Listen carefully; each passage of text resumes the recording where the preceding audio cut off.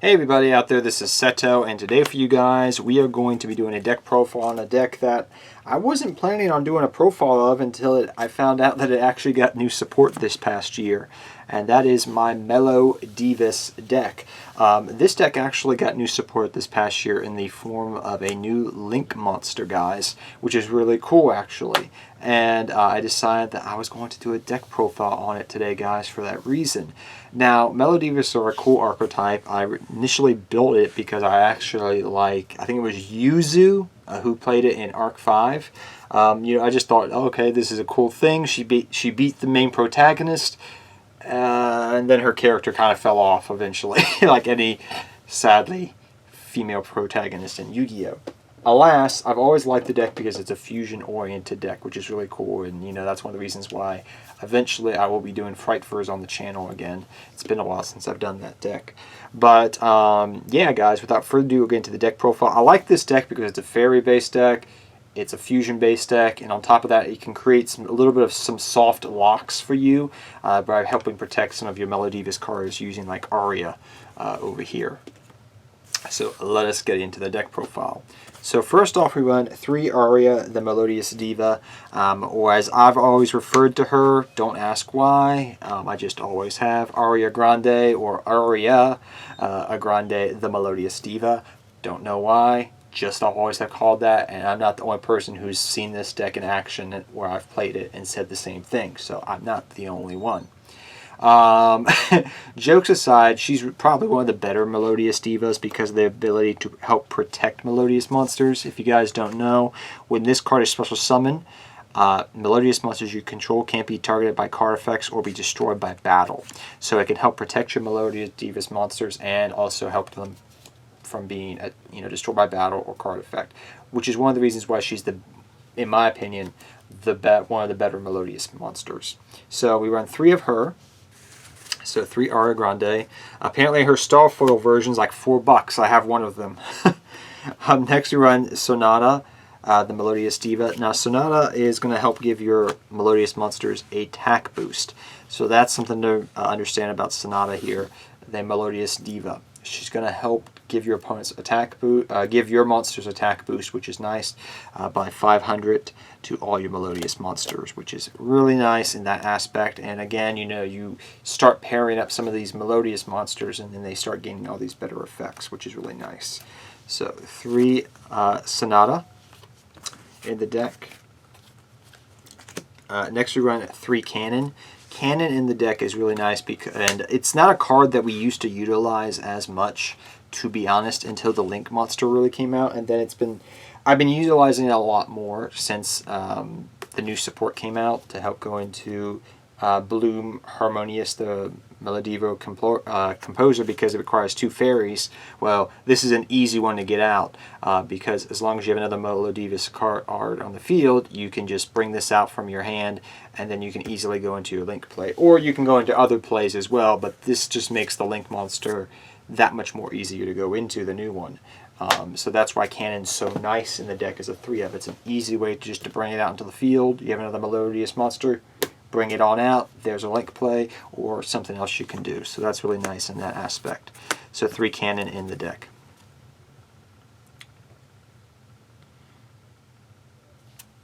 Next up, 3 Soprano. Double Soprano, excuse me. Soprano is mainly going to be in here to help go for your fusion plays. That's the nice thing about Soprano. It's kind of like, I'm going to call it like a substitute fusion card for the deck, which is really nice. And it's a card that, yes, while you do still run Polymerization in the main deck as like a just tech-in card, you still want to run Soprano because of that reason. It's going to be a substitute. I've seen people run triple Soprano. From playtesting, I kind of wasn't into running triple Soprano, but I understand why you did that, if you did. But me, I like just double Soprano, and it's been working out pretty well for me. Next we run 1 Solo, the Melodious Songstress. I see people run multiple of this card, but I just like it as a good tech-in for a 1-of. And then 2 Elegy, the Melodious Diva, which you can special summon Melodious monsters you control can't be destroyed by card effects, and plus you gain attack bonus. So it's another protection type of card. It's fairly easy to get out. You can easily the cool thing about this card is you can easily transmodify into it, which is the other reason why I run it as a 2 of in the deck, because we do tech in transmodify in this deck, which has been good in the deck since its incarnation, to be honest. But it's a really good card in the deck as a 2 of. So just 1 solo and then 2 elegy in the deck, which is really nice. And elegy is very easy to get into. Next we run 1 Mozartza. It's kind of like your boss monster of your main deck. You know, I know some people used to run the piano one, Soprano, which I used to run in the deck, but I decided to cut Soprano out. It's instead just run the Mozartza and make room for other cards that were just generically going to help this deck out in the long run. But it's pretty much your boss monster of the main deck, quote unquote. While this deck is mainly, it's going to use all the little, you know, Melodious cards to really pretty much create little soft locks, and then you can use, you know, generic fairy trap cards and generic spell cards to just help you out along the way as well. But Mozartza is really good in the deck as a 1 of, and can help you go also for your fusion plays, which is important. Certain fusion plays. Next we run 3 Score. Think of Score as kind of like the best way I can compare it is it's going to be Honest for Melodious cards. That's what this card is, pretty much. And the cool thing about this deck is you don't get just to run, you know, 3 of this. You can run 3 Honest. So, I mean, you're technically running, what? In this deck, you're running 8 hand, 6, 7, 8, 9, 9 hand traps, technically, in quotations. But you pretty much are running a lot of battle tricks in this deck, which is something that just catches people off guard nowadays, because, to be honest with you, from playing this deck online and in real life, people are just not aware of battle traps or battle tricks or things of that nature anymore. They don't keep an open mind to it because there's no real meta deck that's utilizing it, and this deck can easily utilize it. So that's why Honest is so good in this deck, because it's going to catch people off guard. And Score is too, because it's kind of like another type of Honest-esque card.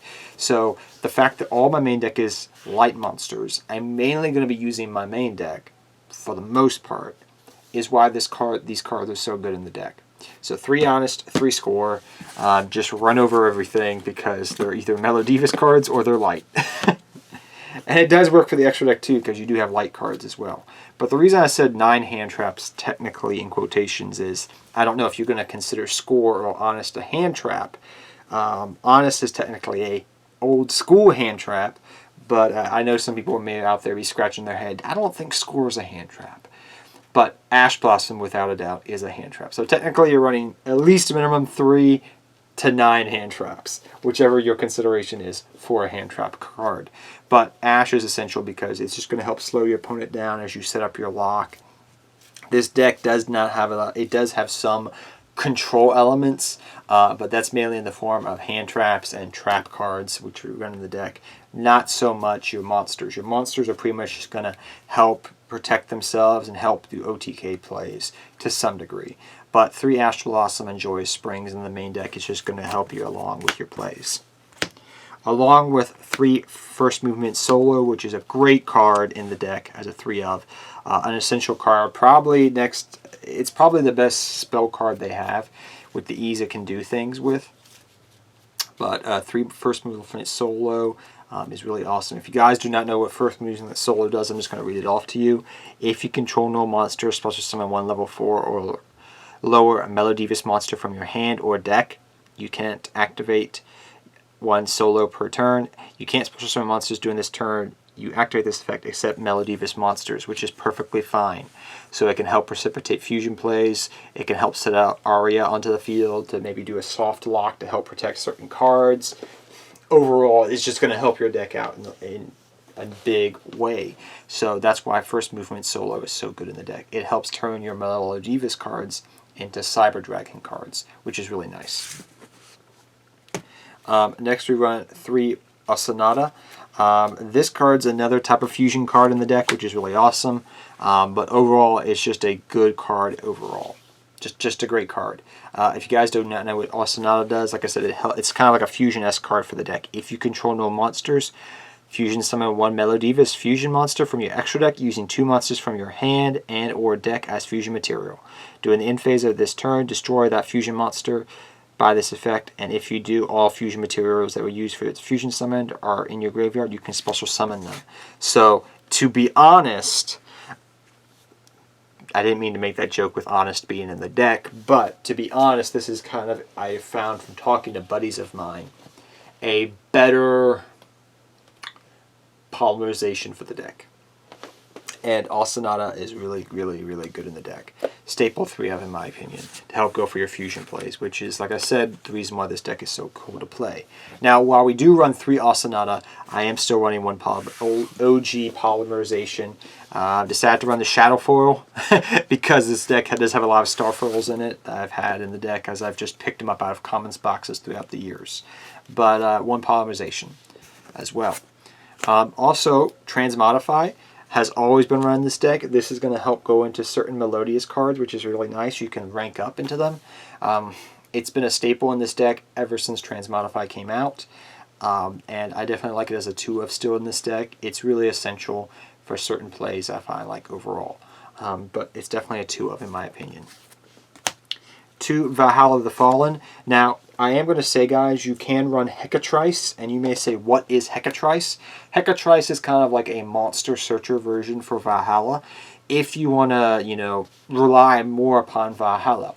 I have known people, and I've play tested this just for fun to see how it worked, and I decided to cut it off because of it was a little bit harder to special out Christia, but you could tech in a Christia in the deck, or 1 or 2 Christia, if you want to. But in the long run, I found out, wow, that Christia is a great card, even to this day. It wasn't in this deck's playing strategy, really could be utilized to its best ability, so to speak. So I decided to cut Christia out. But Hecatrice is something you could still run the deck if you want to search out Valhalla. Maybe it's a tech-in for 1 of. You just pitch it to the graveyard and search out Valhalla the Fallen. It's something you could try out if you wish. But I don't find the need to really rely upon Valhalla as much as I used to many years ago with this deck. 1 Upstart Goblin and 1 Monster Reborn. Upstart Goblin is going to make you a 39-card deck. Why not? Monster Reborn is going to work beautifully in this deck because of the ability to go for fusions, to recycle stuff if you're not using Sonata. Just different combo plays you can do, which is really good. So Upstart Goblin and Monster Reborn are pretty self-explanatory, I feel like. And then lastly, we run 3 Infinite Impermanence. Infinite Impermanence is going to help you give a little bit of negation to the deck and its strategy, which is overall really nice to have in the deck, I find. If you guys are wondering why I sound a little hoarse, that's because I'm still getting over a cold, just so you guys out there know. But yes, that's all for the main deck, guys. We'll get onto the extra deck here in 1 second. First off, we run 2 Bloom Harmonious, the Melodious Composer. This is the new Link monster that came out earlier this past year. Really good card, really nice card to have in the deck as a 2 of. Next off, we run 3 Sherberta, which I would say is probably going to be the more common fusion you're going to go for the most part. So that's why Sherberta is a 3 of in the deck. Let me just scoot this over here. So 3 Sherberta. Really good card. We run 2 Bloom Prima, the Melodious Choir, so 2 of her. And then we run your OTK Playmaker, quote-unquote, Bloom Diva, the Melodious Choir, as a 2 of in the deck. So pretty much this is going to be, I feel like for the most part, your Melodious package right here for you guys. For your Link plays, it can vary from person to person and deck to deck, but this is what I've been running. Outside of your Melodious package here, we run your Hip Potion again because you're light-based, and this can give you attack bonus and recycle stuff. Cerberus, Phoenix, Unicorn, generic removal, generic back row removal, monster removal, spin control, whatever. 1 Axis Code Talker because it can help crack things and break things. And then also 1 number 60, the Dragless Timeless. This is something I'm just testing out in the deck. Number 60, you can run a generic rank 4 if you want to. There are other things you could run in the deck I've played around with.